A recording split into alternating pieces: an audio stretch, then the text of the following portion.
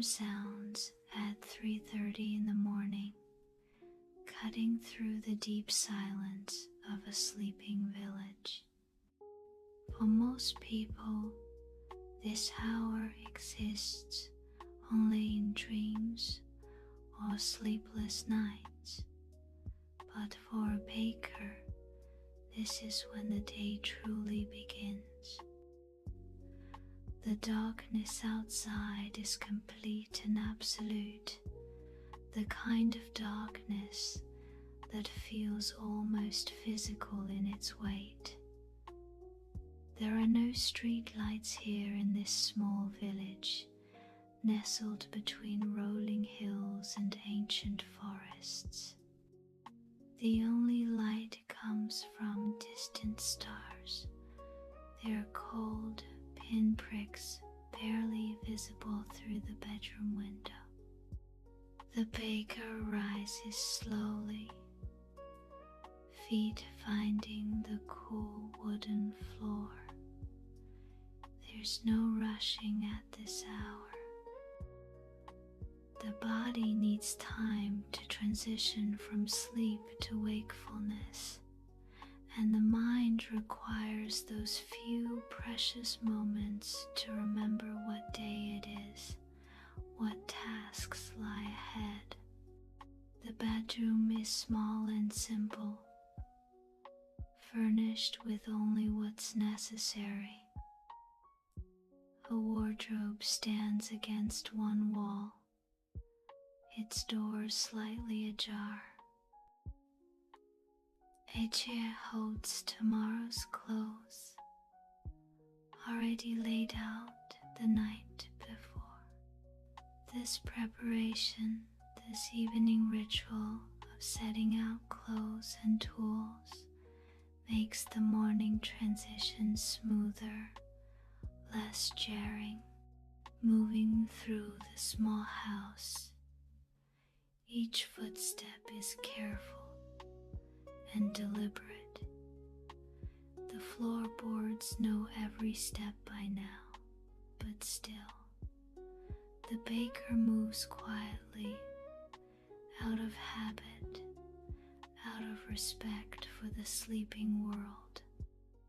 In a bathroom, cold water splashes against skin, shocking the last remnants of sleep away.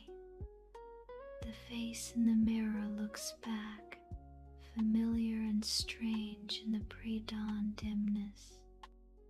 There are flower traces in the hairline that wouldn't quite wash out from yesterday, permanent reminders of the profession.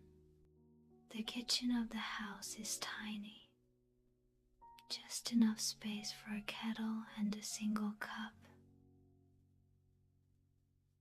Water heats slowly on the stove while the baker stands at the window, looking out at nothing.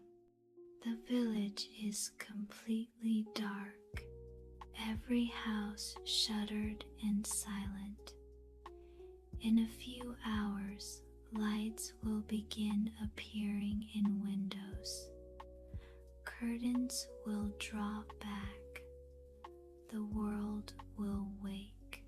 But for now, it's just this solitary figure and the gradually warming water. Tea is simple this morning. Black tea with nothing added, drunk from a chipped ceramic cup that's been a morning companion for years. The warmth spreads through cold hands, and the caffeine begins its slow work of bringing full consciousness.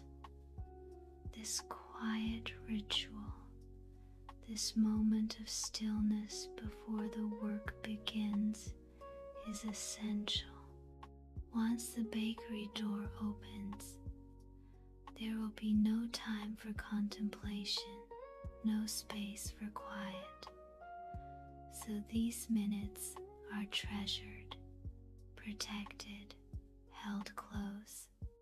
The baker's clothing is practical and worn soft from countless washings. Canvas pants with deep pockets, a cotton shirt that's seen better days but moves easily with the body. Over this goes a heavy apron, the kind that wraps fully around and ties at the back. It's already stained with years of flour and butter, chocolate and fruit juice.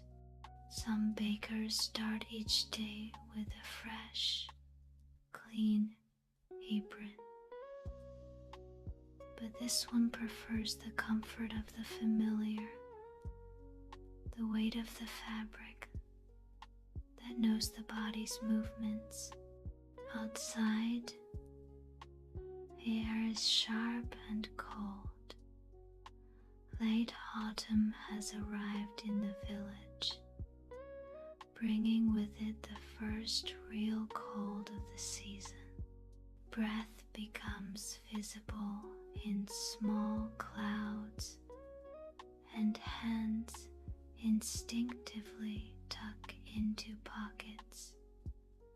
The walk from house to bakery is short, just 3 minutes along the main village street. The cobblestones underfoot are uneven, worn smooth by centuries of footsteps. In daylight, you can see where cart wheels have carved grooves into the stone. But now, in darkness, it's all about memory and careful steps. The bakery sits at the corner where the main street meets the small plaza. It's a building that has stood for generations, its stone walls thick and strong, its wooden beams dark with age. The bakery sign, hand-painted and regarded many times over the years, hangs above the door.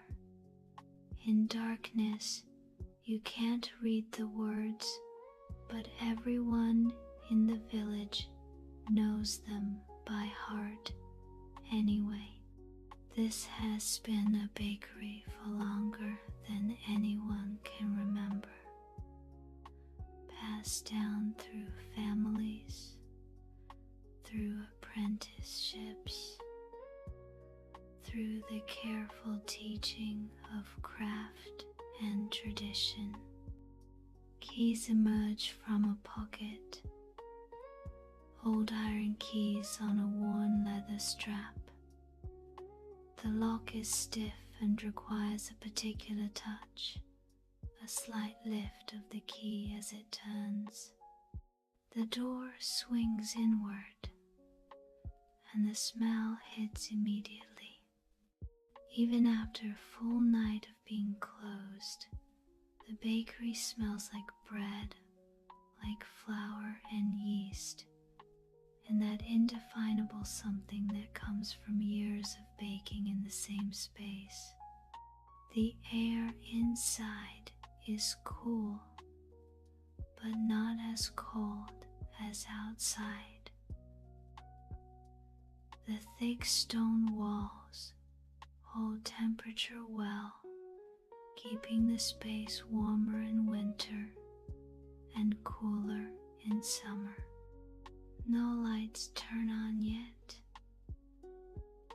Instead, the baker moves through the darkness with practiced ease, navigating around the counter, past the display cases that stand empty and waiting. The layout of this space is known intimately. Every table and shelf, every corner and cupboard. Hands find what they need without seeing, touching the smooth wood of the work table, the cold metal of the mixer, warm ceramic of the fermentation bins. The main baking room extends behind the front shop, a large space dominated by the ovens that take up nearly one entire wall. These are old ovens, built into the structure of the building itself, their brick interiors blackened by decades of use.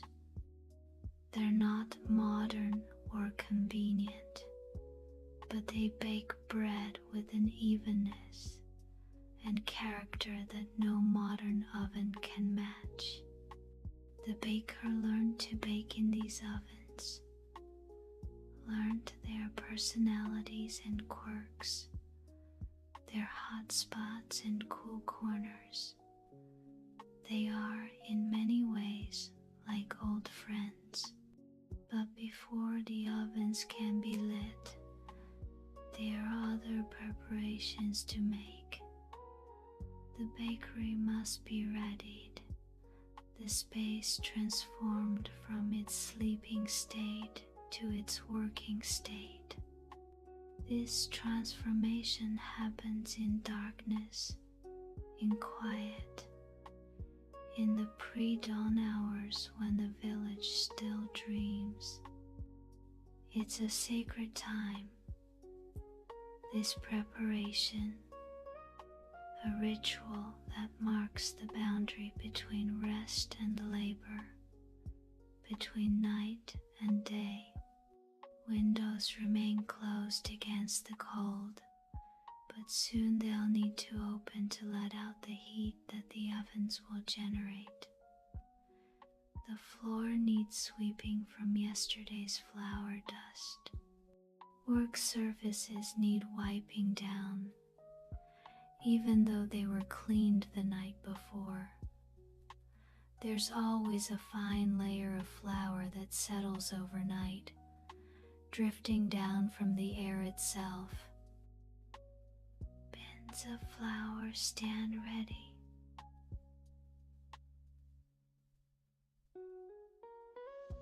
Their lids sealed tight against moisture. Sugar containers, salt boxes, yeast cultures all wait in their designated places. The baker's mind begins running through the day's planned production. How many baguettes will be needed? What about the round country loaves, the ones that take most of the day to ferment? Are there any special orders to remember? A wedding on Saturday means extra sweet rolls. The cafe down the street needs their usual delivery. The school requires sandwich bread for the children's lunches. All of this information lives in the baker's head, backed up by a small notebook kept in the apron pocket, but rarely consulted. The memory of regular production becomes automatic, instinctive. As the body moves through these preparation tasks, the mind slowly fully awakens. Thoughts become clearer, sharper. The fog of sleep dissipates entirely. By the time everything is ready, by the time the workspace is prepared and organized, full consciousness has arrived. The baker is no longer a person moving through the motions of waking, but a craftsperson ready to practice their craft. The day has truly begun.